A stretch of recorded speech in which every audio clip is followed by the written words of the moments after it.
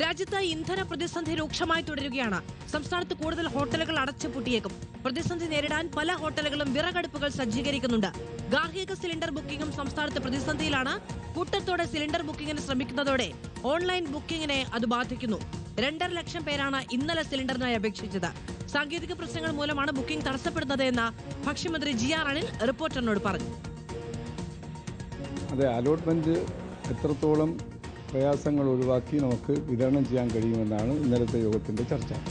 അതിൽ ഗാർഹിക ഉപഭോക്താക്കൾക്ക് ഒരാശങ്കയും വേണ്ടെന്നാണ് കമ്പനികളെല്ലാം ഒരുപോലെ, പൊതുമേഖലാ കമ്പനികളെല്ലാം ഒരുപോലെ പറഞ്ഞത്.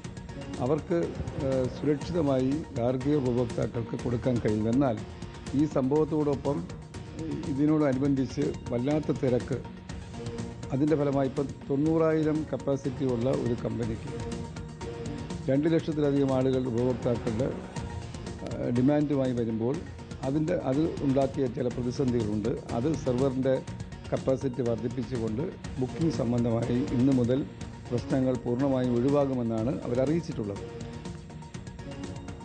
MG പ്രദേശ് വിവരങ്ങളുമായുണ്ട്. പ്രദേശ്, സാങ്കേതിക തടസ്സം എന്ന് പറയുമ്പോഴും ഷോർട്ടേജ് ഉണ്ട് എന്നത് വ്യക്തമാണ്. അതിന് പരിഹാരമായി കാണാൻ കഴിയുന്നത് എന്താണ് സർക്കാരിന് മുന്നിലുള്ളത്?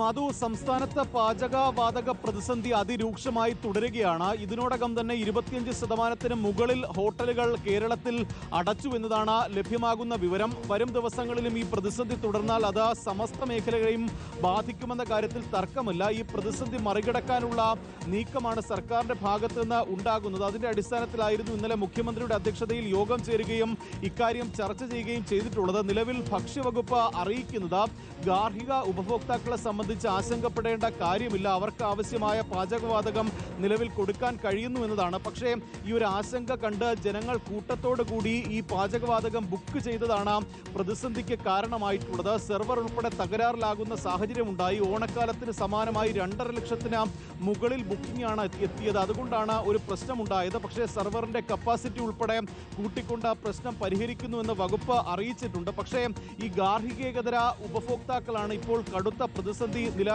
നേരിടുന്നത്. അതുകൊണ്ട് തന്നെ ആ പ്രതിസന്ധിക്ക് പരിഹാരം കാണുക എന്നതാണ് സർക്കാരിനെ സംബന്ധിച്ച് വലിയ വെല്ലുവിളിയുള്ളത്. സംസ്ഥാനത്ത് പാചകവാതക ക്ഷാമം രൂക്ഷമായി തന്നെ തുടരുകയാണ്. ബുക്കിംഗ് പ്രതിസന്ധിയും